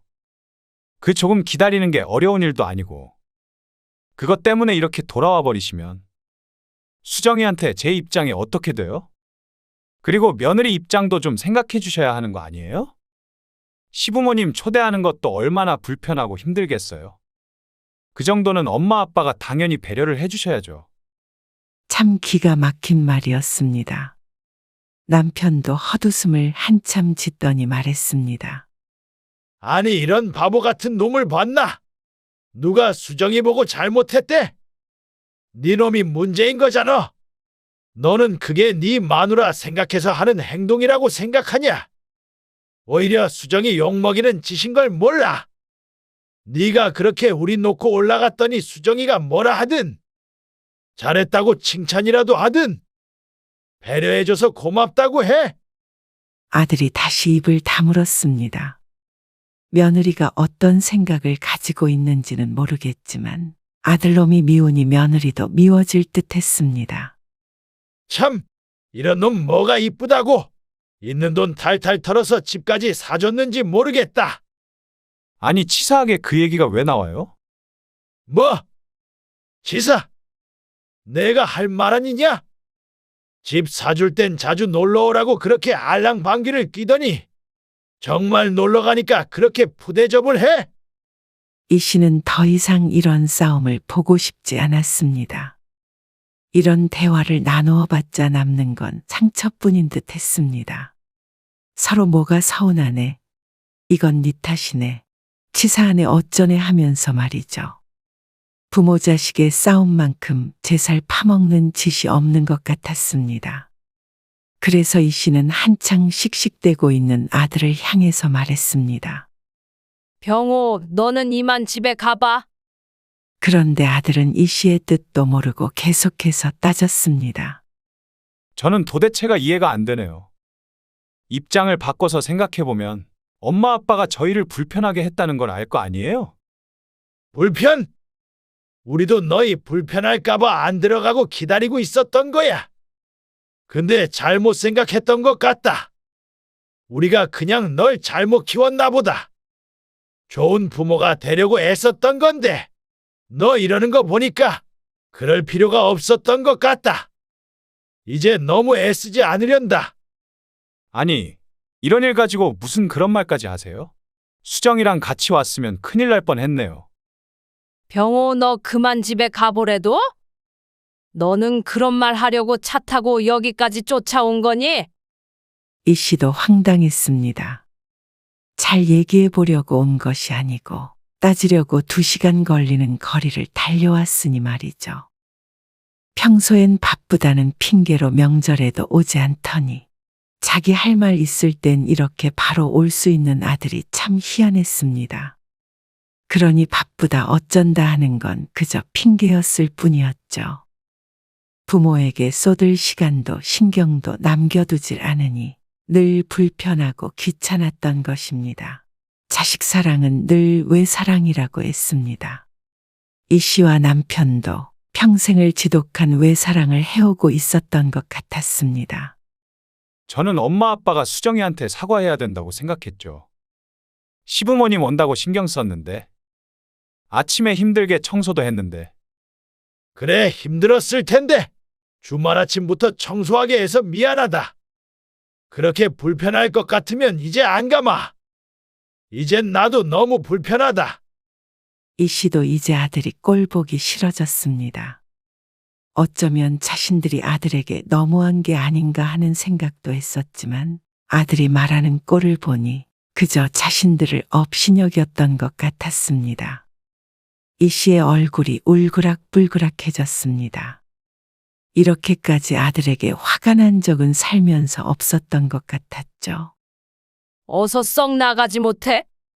아니, 2시간 동안 운전해서 온 아들을 이렇게 쫓아내신다고요? 끝까지 아들은 부모 생각은 쥐똥만큼도 하지 않는 듯 했습니다. 그저 자신이 고생한 것만 아까운 듯 했습니다. 뭘 쫓아내? 네가 약속도 안 하고 막 들어왔잖냐? 그렇게 약속을 중요하게 여기면서 너는 왜 약속도 안 하고 와? 그래. 네가 그랬잖냐? 최소한 일주일 전에는 방문 약속을 해야 하는 거라며? 이 씨가 옆에서 거들었습니다. 그러자 아들은 말문이 막힌 듯 했습니다. 자기가 뱉었던 말을 떠올리고 있는 듯 했습니다. 수정이도 너랑 같은 생각인지는 모르겠지만 어쨌든 수정이한테도 이제 다신 안 가니까 안심하라고 전해. 청소도 하고 싶을 때 하라 그러고. 아들이 할 말이 생각이 나지 않는지 해벌린 입만 뻐끔거리고 있었습니다. 운전 조심해라. 그러고는 아들을 집 밖으로 내보냈습니다. 문이 탕하고 닫힌 뒤에 이 씨와 남편은 한동안 말이 없었습니다. 남편은 속이 타는지 찬물을 벌컥벌컥 마셨죠. 결혼하면 남 된다더니 그 말이 맞아. 아직도 우리 아들이라고 생각하고 부른다고 쫄래쫄래 올라간 우리 잘못이야. 그러게요. 우리 아들이 이럴 줄은 몰랐네. 다 커서 결혼까지 시켰으니 우리 할 일은 끝났잖아. 이제는 알아서 잘 살으라고 하고 우리는 우리끼리 잘 살자고 그냥. 그럼 속상할 일이 뭐 있어? 맞아요. 당신 말이 맞아요. 아들은 되돌아갔지만 멍든 가슴도 되돌릴 수 있는 것은 아니었습니다. 그저 시간이 지나서 멍자국이 희미해지길 바랄 뿐이었죠. 다행인지 불행인지 모르겠지만 서울에 1시간 일찍 출발하는 바람에 이 씨와 남편은 큰 깨달음을 얻었습니다. 품 안의 자식이라는 말을 깊게 새기는 계기가 되었습니다. 아들도 억울한 면이 있을 거고 이번 일로 상처를 받았을 수도 있겠지만 오히려 그렇기 때문에 더욱더 품에서 아들을 떠나보내야 한다는 생각이 들었습니다. 부모도 자식을 마음에서 독립시키고 자식 또한 부모를 마음속에서 독립시키는 것이 서로에게 좋을 것이었죠. 그리고 그래야 부모도 자식도 서로 예의를 차릴 수 있을 것이었습니다. 가장 허물 없는 사이가 부모 자식 사이겠지만 그 때문에 가장 크게 상처 입힐 수 있는 사이였습니다. 오히려 서로 한 발자국 물러나서 서로가 어려워져야 했습니다. 진작에 그랬다면 아들도 부모를 폭염 속에 방치하지도 않았을 테고, 진작에 그랬다면 이 씨나 남편도 아들의 행동에 상처받지 않고 약속 시간에 맞춰 들어갔겠죠. 이 씨와 남편은 앞으로는 그러지 않기 위해서 노력하기로 했습니다. 그래야 자식을 오래 보고 살 수 있을 것 같았습니다.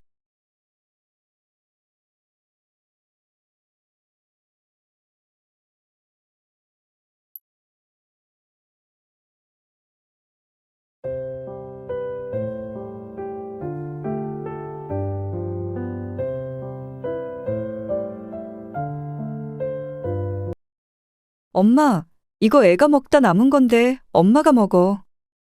엄마, 이거 넣어놨다가 나중에 먹어. 엄마, 남은 거 먹어 치워버려. 어머니를 남은 음식물을 처리하는 사람으로 여기는 딸. 그럼 엄마는? 엄마도 비위 약해. 남이 먹던 거 못 먹어. 그냥 음식도 조금만 해서 덜어서 먹고 남은 건 버리고 싶다고. 아, 그건 자식들이 먹던 거 좀 먹으면 어때서? 아무리 자식이어도 손주여도 비위생적인 거 아니야? 왜 굳이 침 묻은 걸 엄마가 먹어치워야 해? 엄마가 음식물 처리 기계야? 너는 옛말도 모르니? 먹는 걸로 치사하게 그러는 거 아니야. 유치해 보여도 그게 제일 섭섭한 거야. 그냥 가끔 버리기 아까운 거 싸뒀다가 먹자 한 거지. 아끼느라 그런 건데 뭘 그렇게까지 말해? 그러니까 왜 엄마만 아껴야 하는데? 너희는 그런 음식 먹지도 않으면서 나도 나 먹고 싶은 거 그때그때 해서 예쁘게 차려서 따끈한 상태로 먹고 싶어. 새 밥이랑. 오늘 이야기 속 주인공은 68세 전영화 씨입니다. 그리고 그녀의 딸 39세 임유선입니다. 전 씨는 딸에게 말을 퍼부으면서도 자신이 왜 이런 말까지 해야 하나, 왜 이런 쪼잔한 마음을 느껴야 하나 싶어서 슬프고 괴로웠습니다. 그리고 자신을 이렇게 만든 딸도 원망스러웠죠. 인생을 바쳐 키운 딸이었습니다. 자신의 삶보다도 딸의 삶을 우선으로 생각했고 그것을 희생이라 생각한 적도 없었습니다. 그러니 39 먹은 딸을 위해 그 집에 들어가 식모 노릇, 보모 노릇을 자처했었죠. 이렇게 생각해 보니 그것이 문제였습니다. 자신이 딸을 사랑하는 만큼 딸도 부모를 생각하는 줄 알았던 것이 자신만의 크나큰 착각이었습니다. 부모의 희생을 자신들의 권리라고 생각하는 자식을 모르고 제 발로 호구짓을 하러 들어갔던 전 씨의 탓이지 그 누구의 탓도 아니었습니다. 그러나 그렇다고 해서 전혀 억울하지 않은 건 아니었습니다. 자식만을 위해 살아온 세월이 억울했습니다. 모든 일은 약 2년 전에 시작되었습니다. 그것이 잘못된 선택이었습니다. 아니, 잘못된 것은 오래전부터였고 그게 드러난 것이 최근이었겠죠. 고작 음식 때문이었습니다. 엄마, 날도 더운데 같이 냉면 먹을까? 엄마가 해주는 게 먹고 싶네. 어느 주말에 딸에게서 전화가 왔습니다. 뜬금없는 연락이었습니다. 우리 집에서 해 먹자. 뭐, 지금? 현수 아빠도 있어? 있지. 현수도 있고. 근데 가다가 더워서 쓰러지겠다. 1시간 거리에 살고 있는 딸. 무더운 날에 거기까지 대중교통으로 가는 길이 더욱 힘들 것 같았습니다. 꼭 냉면 때문이 아니라 들려줄 소식도 있으니까 그렇지.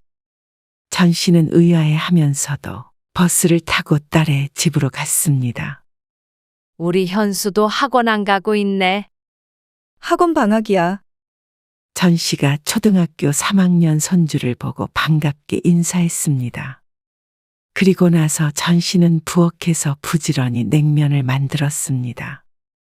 사실 차가운 면 요리는 좋아하지 않았지만 딸이 자신이 해준 냉면이 먹고 싶다길래 기쁜 마음으로 만들었죠. 시원하고 맛있다. 역시 장모님이 해주신 게 정말 맛있어요. 맛있게 먹으니 기분이 좋았습니다. 근데 현수는 왜 그렇게 안 먹어? 그런데 손자가 반이나 먹었나 싶을 만큼 냉면을 많이 남긴 채로 자리에서 일어났습니다. 나 그만 먹을래. 배 아파. 할머니가 열심히 만든 건데. 아깝게. 딸이 그렇게 말하고는 3분의 2 정도 먹은 전 씨의 냉면 그릇을 보더니 현수가 먹고 남긴 냉면을 전 씨의 그릇에 부어버렸습니다. 엄마 더 먹을래? 물은 것은 그 다음이었죠. 전 씨는 당황스러웠습니다. 더 먹을 생각도 없었지만 먹던 냉면을 그릇에 부어버릴 생각은 더더욱 없었으니 말이죠. 아니, 현수 아빠나 주지. 에이, 현수 아빠는 비위가 약해서 안 먹어. 애가 먹던 건데 어때서? 아무튼 현수 아빠 유별나. 그런데 그것은 전 씨도 마찬가지였습니다. 오죽했으면 평생 함께 살았던 남편이 먹던 음식도 먹지 않았습니다. 그런데 먹지 않겠다고 말하기도 눈치가 보였습니다. 딸의 말대로 애가 먹던 것을 안 먹는 것이 유별나 보일 수 있겠다 싶었습니다. 더러워서 안 먹는다고 생각하면 서운할까 싶어 전 씨는 다시 젓가락을 움직였습니다. 다 먹지 못한 음식이 아깝기도 했고 그나마 애가 먹었던 거라 참고 먹었죠. 냉면을 다 먹은 뒤에 딸과 함께 식탁을 치우고 있는데 사위도 의자에서 일어나지 않았습니다. 그때 딸이 전 씨에게 말했습니다. 엄마, 내가 할 말 있다고 했잖아. 깜빡 잊고 있었습니다. 아, 그러네. 무슨 할 말? 무슨 일 있는 거야? 나 사실 둘째가 졌어.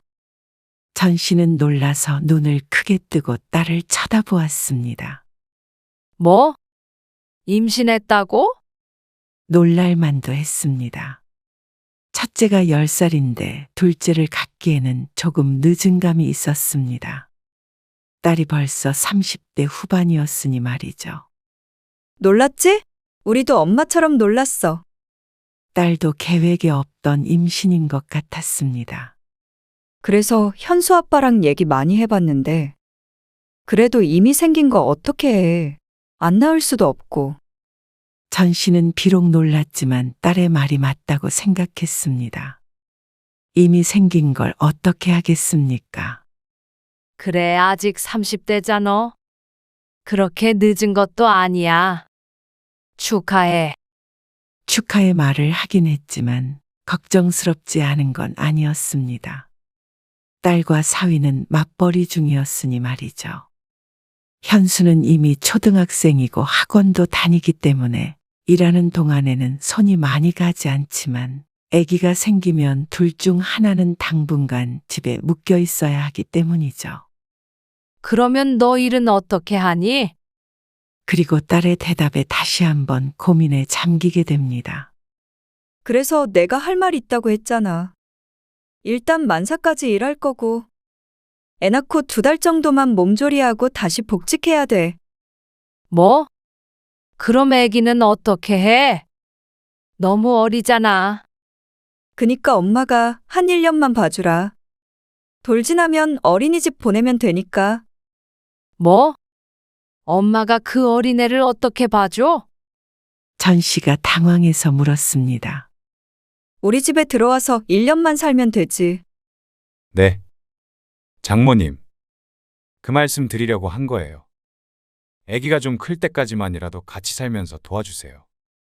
이런 제안을 받을 것이라고는 생각도 못했습니다. 첫째 때는 딸이 일을 하고 있지 않아서 전 씨의 도움이 많이 필요하지 않았으니 말이죠. 전 씨가 대답을 하고 있지 않자 딸이 다시금 부탁을 해왔습니다. 전 씨가 아니면 애를 낳을 수 없다는 말과 함께 말이죠. 그렇게까지 말하니 무작정 안 되겠다는 말도 할 수 없었습니다. 생각 좀 해보겠다고 하고 집으로 돌아왔죠. 그렇지만 대답은 이미 정해져 있었습니다. 애가 생겨서 도와줄 사람이 없다는데 애 키우면서 일을 하는 것은 힘들어 보이기 때문에 결국 전 씨가 가야 할 듯 했습니다. 시어머니가 도와준다고 하더라도 딸이 너무 불편할 테니 말이죠. 고민은 길지 않았습니다. 이틀 뒤에 딸에게 알았다고 대답을 했습니다. 그렇다고 바로 딸의 집으로 들어간 것은 아니었고 출산 후 산후조리원에서 나오고 2달 뒤에 딸의 집으로 들어갔습니다. 다녀올게요. 그래. 다녀와라. 딸과 사위 그리고 현수가 아침에 집 밖을 나섰습니다. 이렇게 다들 나가고 나면 그때부터 전 씨의 본격적인 고행이 시작이 됩니다. 아직 어린 아기이다 보니까 오랫동안 혼자 두고 다른 일을 할 수가 없었습니다. 시간마다 분유를 먹여야 했고 수시로 재워야 했고 기저귀도 갈아줘야 했으니 말이죠. 그리고 아이가 좀 더 크니 이유식을 먹게 되었는데 그 이유식을 만드는 것도 하루 종일이었습니다. 아이가 먹는 거라고 아무거나 못 먹이게 하는 유별난 딸 때문이었습니다. 그리고 집안일은 집안일대로 하루 종일 전 씨를 힘들게 했죠. 아고, 이 짓도 1년 이상은 못하겠다. 차라리 내가 애를 낳는 게 낫지. 힘들어 죽겠네. 말 그대로였습니다. 하루하루가 너무 지쳤습니다. 그러다 보니 혼자 있을 때는 무얼 차려서 먹는다는 생각을 못했습니다. 밥 먹을 시간에 잠시라도 누워있으면 다행이었죠. 그래서 전 씨는 아침, 점심을 대충 때웠습니다. 딸내 아침만 차려준 뒤에 시간이 나면 아침을 먹고 아니면 모두 출근한 후에 아침 겸 점심을 먹었습니다. 그리고 딸과 사위 그리고 손자 현수는 비슷한 시간에 집으로 돌아왔습니다. 그래서 보통은 시간을 맞춰서 밥을 차려 놓았죠. 물론 전 씨가 아침, 점심에 먹은 것들과는 다르게 정식으로 상을 차렸습니다. 얼른 씻고 밥 먹어. 그런데 늘 이 밥상이 문제였습니다. 아, 왜 더 안 먹고? 배불러. 현수도 더 먹지. 양에 맞춘다고 맞추는데도 늘 남았죠. 전 씨가 음식을 아깝게 쳐다보니 딸이 일어나서 랩을 꺼냈습니다. 그리고는 반찬통에 남은 음식을 옮겨 담으며 말했습니다. 엄마, 여기 넣어 놓을 테니까 내일 낮에 먹어. 얼마 남지 않은 불고기를 싹싹 긁어넣고는 냉장고에 넣었습니다. 이제는 딸의 행동이 익숙해졌습니다. 이렇게 저녁에 먹고 남은 음식을 딸이 냉장고에 넣어 놓으면 다음날 전 씨가 데워 먹곤 했습니다. 냉장고를 열어보면 랩을 씌운 그릇이 여럿 있었습니다. 덜어서 먹은 음식은 이렇게 넣어놨다가 먹지만 다 같이 먹다가 랩을 씌워 놓은 음식은 차마 손이 가질 않았습니다. 그렇게 두었다가 상할 때쯤에 다시 꺼내서 음식물 쓰레기통으로 향했습니다. 다시 먹기 힘든 음식은 그때그때 버리면 좋겠지만 딸은 늘 아깝다며 남은 음식들을 쟁여놓았죠. 다음 날 간단하게 먹을 수 있으니 엄마를 딸이 챙겨주는 것이라고 생각할 수도 있지만 그게 아니라는 것은 곧 알 수 있었습니다. 전 씨가 주말에 아기를 딸에게 맡기고 잠시 외출하고 돌아왔을 때였습니다. 집에 오자 방금 밥을 먹었는지 식탁에 상이 차려져 있었습니다. 딸이 막상을 치우던 참이었습니다. 엄마, 밥 먹었어? 아니, 엄마가 차려서 먹을게. 잘 됐다. 거기 현수 자리에 앉아서 먹어. 현수 또 먹다 말았다. 상을 보니 얼추 치웠고 현수가 먹던 밥과 생선이 있었습니다. 생선은 지저분하게 살이 파헤쳐져 있었고 밥에는 김치를 올려놓고 먹었는지 빨간 양념이 범벅이 되어 있었습니다. 아무리 사랑하는 손자이지만 깔끔하게 먹은 것도 아닌 남은 음식에 차마 숟가락질을 하기가 싫었습니다. 내가 알아서 먹을게. 왜? 그거 먹어. 아직 안 치웠는데. 날 더워서 열무국수 해 먹으려고 했어. 국수? 그러면 그건 어떡해? 아깝게. 음식 남기면 벌 받아. 먹다 남긴 밥을 먹는 것이 전 씨에겐 벌과 같았습니다. 그럼 밥이라도 새 걸로 떠먹을게. 아, 엄마 혹시 더러워서 그래? 전 씨는 꼭 잔반 처리반이 된 것 같았습니다. 아니, 애가 먹던 건데 어때? 내가 현수 아빠 먹던 거 먹으라고 한 적 있어? 그런 전 씨를 또다시 유별난 사람으로 만들어버리는 딸. 아, 그래서 생선은 먹잖아. 차마 고춧가루 범벅된 밥은 먹지 못하고 생선만 발라 먹었습니다. 그런 전 씨를 보며 딸은 고개를 절레절레 저었죠. 그런데 곱씹어 보니 기분이 좋지 않았습니다. 애가 먹었던 어른이 먹었던 전 씨도 새밥을 먹고 싶었습니다. 그런데 왜 꼭 남은 음식은 자신을 주는 것인지, 딸이 자신을 어떻게 생각하고 있는지 의심스러웠습니다. 그런데 바로 그것을 확인할 기회가 곧 찾아왔습니다. 평일 점심이었습니다. 본래라면 대충 먹고 말 점심밥이었지만 그날은 제대로 차려 먹기로 했습니다. 잔반 처리반이 된 것에 기분이 내내 상해 있었기 때문이죠. 그래서 혼자 있더라도 대충 먹고 때워버리지 말자 하고 다짐했습니다. 새로 사온 고기로 제육볶음도 하고 계란찜도 하고 김치찌개도 끓였죠. 그렇게 먹으니 조금 번거롭기는 해도 밥 먹으며 우울할 일은 없었습니다. 그러니 딸의 행동에 불편해할 일도 없었습니다. 스스로만 잘 챙기면 될 일이라고 생각했죠. 그리고 저녁이 되자 딸이 가장 먼저 집으로 돌아왔습니다. 일찍 왔네. 몸이 좀 안 좋은 것 같아서 좀 빨리 퇴근했어. 밥 먹고 빨리 자려고. 딸이 손을 씻더니 식탁에 앉았습니다. 밥 좀 빨리 차려줘. 지친다. 평소보다 이른 시간이라 아직 저녁 요리를 시작도 안 한 참이었습니다. 좀 기다려야 되는데. 아참. 엄마가 낮에 먹었던 거 좀 남았는데. 그거 빨리 데워줄게. 전 씨는 냉장고에 넣어놓은 남은 김치찌개를 꺼냈습니다. 뚜껑을 열고 가스레인지 위에 올려놓으려는데 딸이 인상을 찌푸리며 말했습니다. 그거 먹으라고. 그래. 꽤 남았는데. 밥이랑 비벼 먹으면 되잖아. 딸이 조금 남은 냄비 속 김치찌개를 힐끔 쳐다보더니 자리에서 일어났습니다. 아, 아니야. 그냥 씻고 잘게.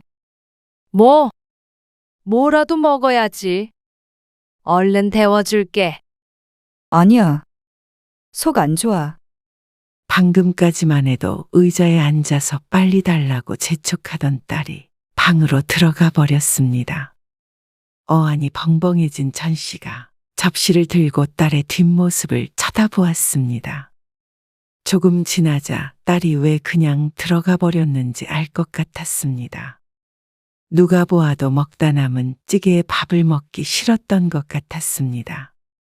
그러고 보니 전 씨는 딸이 먹다 남긴 것이든 현수가 먹다 남긴 것이든 다 처리를 했었지만 딸은 전 씨가 남긴 음식을 먹은 적이 없었던 것 같았습니다.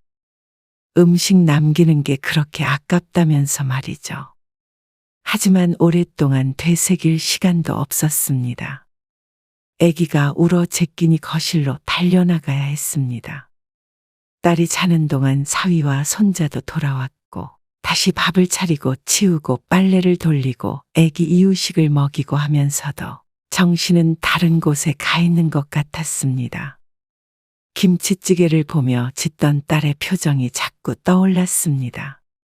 냄비에 숟가락 빠뜨려 먹었으니 먹기 싫을 수는 있지만 다른 사람은 몰라도 딸은 이해할 수 없었습니다. 남이 먹던 거 먹기 싫어하는 전 씨에게 음식 남기면 죄 받는다며 늘 유별난 사람 취급을 했던 것이 바로 딸이었으니 말이죠. 그리고 그날 밤 10시쯤 되었을 때 아이들이 잠들었고 그제서야 딸이 방에서 나왔습니다. 저녁을 안 먹었더니 좀 출출해서. 딸은 냉장고를 한번 열어보더니 문을 다시 닫았습니다. 먹을 게 없네. 그리고 나서 라면을 끓였습니다. 냉장고엔 남은 김치찌개가 아직도 있었는데 말이죠. 너 혹시 김치찌개 엄마가 먹던 거라서 안 먹니? 아, 김치찌개? 엄마 내일 먹으라고. 너 김치찌개 좋아하잖아. 좋아는 하지. 에이, 그래도 엄마 숟가락으로 그냥 먹은 거 아니야? 애기가 먹던 것도 아니고. 좀 그렇지. 딸은 대수롭지 않게 말했습니다. 전 씨는 어이가 없었습니다. 너는 네가 먹던 거 엄마 먹으라고 주잖아.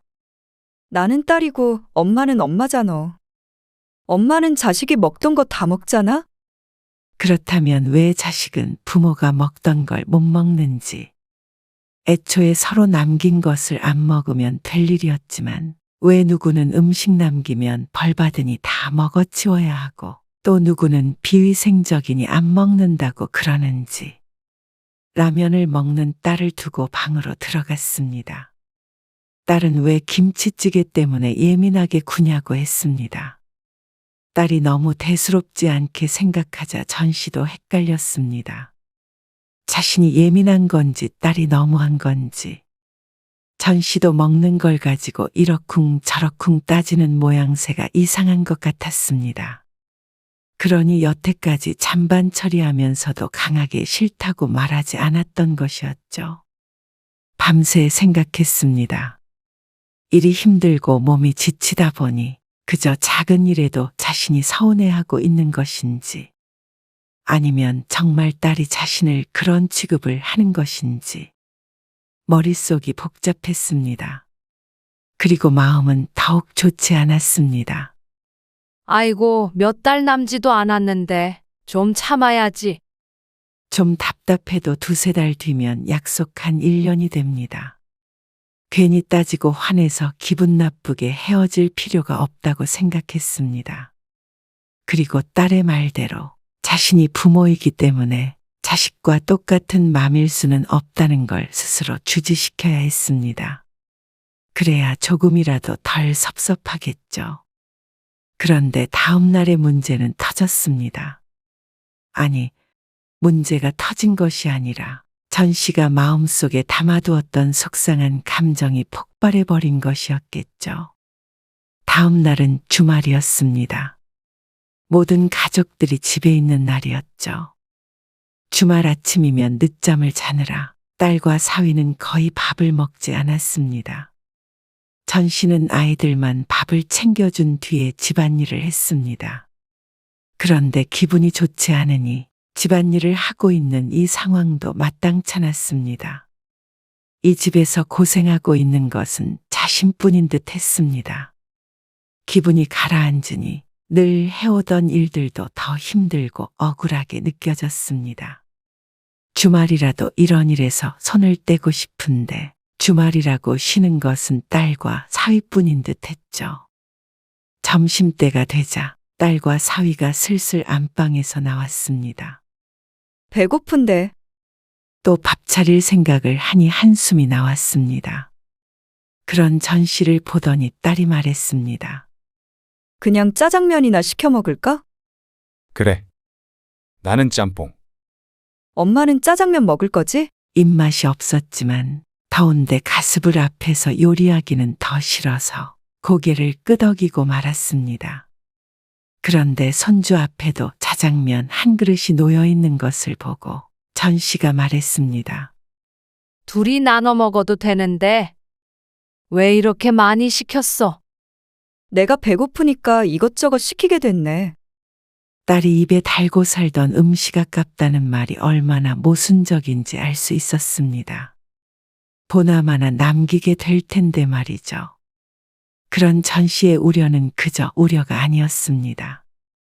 나 그만 먹을래. 벌써? 응. 이제 할머니 먹어. 손주가 먹던 그릇을 자연스럽게 전 씨에게 밀더니 자리에서 일어났습니다. 전 씨는 이게 무슨 상황인지 기가 막혔습니다. 맞아요. 장모님 더 드세요. 사위도 현수가 먹던 그릇을 좀 더 전 씨 쪽으로 밀었습니다. 야금야금 깨물어 먹은 단무지도 자장범벅이 되어 올려져 있었습니다. 다른 때 같았으면 먹었겠지만 이제는 그러고 싶지 않았습니다. 처음부터 조금 시켜서 나눠 먹던지 꼭 이렇게 남은 음식은 전 씨에게 밀어놓으니 이제는 손주도 할머니가 남은 음식을 먹는 것이 당연하다고 생각하는 듯 했습니다. 너희는 더 안 먹을 거야? 나는 배불러. 저도요.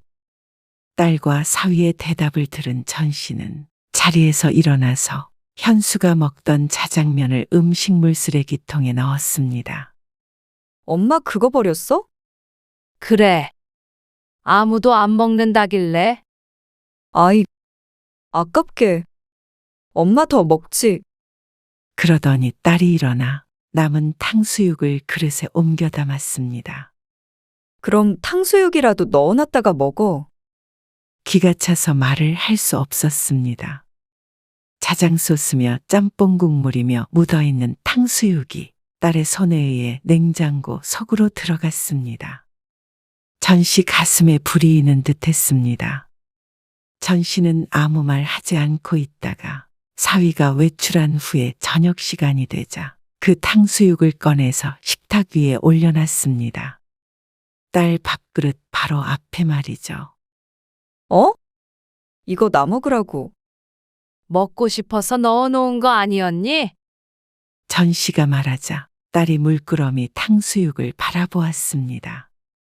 먹을 때는 모르지만 냉장고에 보관했다가 나온 음식이, 그것도 이런저런 양념이 묻어있는 남은 음식이 결코 맛있어 보일 리가 없었습니다. 왜?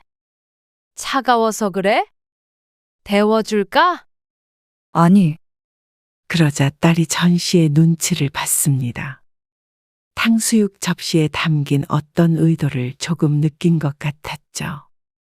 딸은 딱딱하게 굳은 탕수육을 하나 떼서 먹더니 다시는 탕수육 쪽으로 젓가락질을 하지 않았습니다. 전 씨는 깨끗한 밥에 새 음식을 접시에 덜어서 먹었습니다. 손주가 또다시 밥을 남겼지만 손도 대지 않았죠. 현수 또 밥 남겼네. 너 이거 먹어라. 손주가 먹던 밥을 딸에게 주고 전 씨는 식탁에서 일어났습니다. 그러자 딸도 조금 먹더니 일어나서 식탁을 치웠습니다. 전 씨는 거실에 앉아 빨래를 개면서 부엌 쪽으론 고개를 돌리지 않았습니다. 냉전 상태는 주말 내내 이어졌습니다. 그리고 전 씨의 기분이 좋지 않은 걸 사위도 깨달았죠. 장모님, 저 오늘 약속이 있어서 늦게 와요. 제 밥은 차리지 않으셔도 돼요. 살살 눈치를 보며 사위가 말했습니다. 그렇게 월요일에는 또다시 딸이 먼저 집에 와서 전 씨와 밥상 앞에 앉게 되었습니다. 이게 뭐야? 그러자 딸의 당황스러운 음성이 들렸죠. 뭐긴 밥이지. 근데 새로 한 건 아니네. 밥만 퍼먹은 숟가락 자국이 난 계란찜과 건더기가 별로 없는 조금 남은 찌개. 먹다가 남아서 접시째로 랩을 씌워놨던 나물 반찬. 그리고 그 밖에 전 씨가 점심에 먹고 남은 음식들이었습니다. 엄마가 점심에 먹다가 조금씩 남았는데 버리기엔 조금 아깝고 그래서 나는 점심에 먹었던 거라서 저녁엔 다른 거 해 먹으려고. 아까우니까 네가 좀 먹어치워 버려라. 먹어치워 버리라고. 그래. 음식 버리면 죄 받아. 그러자 딸이 인상을 찌푸렸습니다. 아니, 엄마. 힘들게 일하고 왔는데 밥도 제대로 안 차려줘? 이렇게 잘 차렸잖아. 반찬도 많고. 그리고 너 많이 먹지도 않아서 매일 남기잖아. 아니, 그래도 이렇게 먹다 남은 것만 주는 건 좀 그렇지 않아? 뭐가 그래? 엄마는 늘 너희들 먹다 남은 거 먹었는데. 딸이 기가 막힌 듯 입을 벌리고 있었습니다. 어때? 기분 좋아? 뭐? 계속 남은 음식 처리하는 거 말이야. 기분 좋으냐고. 좋을 리가 있어? 그럼 엄마는? 엄마도 비위 약해. 남이 먹던 거 못 먹어. 그냥 음식도 조금만 해서 덜어서 먹고 남은 건 버리고 싶어. 아, 그건 엄마가 자식들이 먹던 거 좀 먹으면 어때서? 아무리 자식이어도 손주여도 비위생적인 거 아니야? 왜 굳이 침 묻은 걸 엄마가 먹어치워야 해? 엄마가 음식물 처리 기계야. 그래서 이렇게 자꾸 남은 음식 준 거야? 너무 유치한 거 아니야? 너는 옛말도 모르니? 먹는 걸로 치사하게 그러는 거 아니야.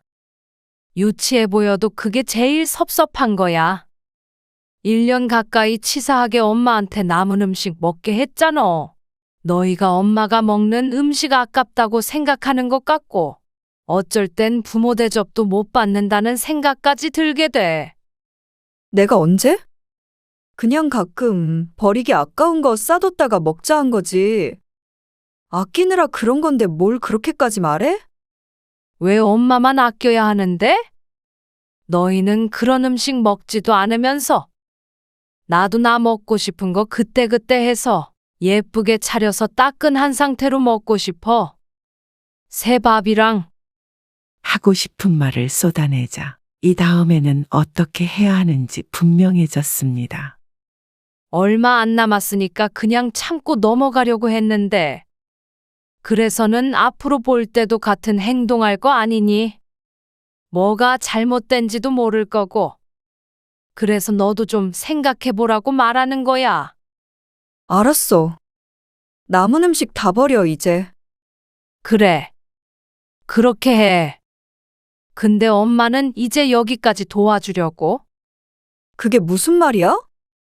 딸이 눈을 부릅떴습니다. 어차피 2달 후면 집으로 돌아가기로 한 거잖아. 2달 땡겨서 나간다고 생각해. 엄마는 집에 돌아가려고. 이제 도와줄 만큼 도와줬잖아. 이쯤이면 애도 어린이집 갈 수 있을 것 같고. 2달 뒤에 보내기로 했잖아. 갑자기 그렇게 어린이집에 어떻게 보내? 그러면 2달만이라도 애 봐줄 사람을 구해봐. 딸은 그런 전 씨에게 섭섭한 듯 했습니다. 엄마도 상처받았어. 너희만 상처받는 거 아니야. 이 마음으로는 너희들 밥 차려주고 빨래해주고 청소해주고 그렇게 못 지내겠다. 공짜로 도와달라고 했던 거 아니잖아. 돈 준 거?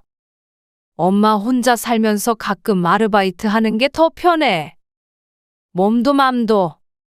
무슨, 지금 먹는 거 가지고 치사하게 구는 건 엄마 아냐? 아까 남은 음식으로 차려진 밥상을 보고 나빠졌던 기분을 생각해보면 그런 말 안 나오지 않겠어? 딸은 기막혀 있고 뒤늦게 돌아온 사위도 그 소식을 듣고 뜨끔하는 표정을 지었습니다. 사실 이런 어린 아이를 키우며 맞벌이하고 집안일하며 사는 게 불가능한 것은 아니지만 절대 쉬운 일이 아니었습니다. 자신은 집에만 있었는데도 하루가 고됐죠. 그래서 딸과 사위가 원한다면 조금 더 머무르며 도와줄 생각도 있었습니다. 하지만 더 이상은 아니었죠. 하루빨리 돌아가서 누구의 눈치도 보지 않는 자신의 삶을 되찾고 싶었습니다. 딸은 자신의 행동이 너무하다고 생각할 수도 있었습니다.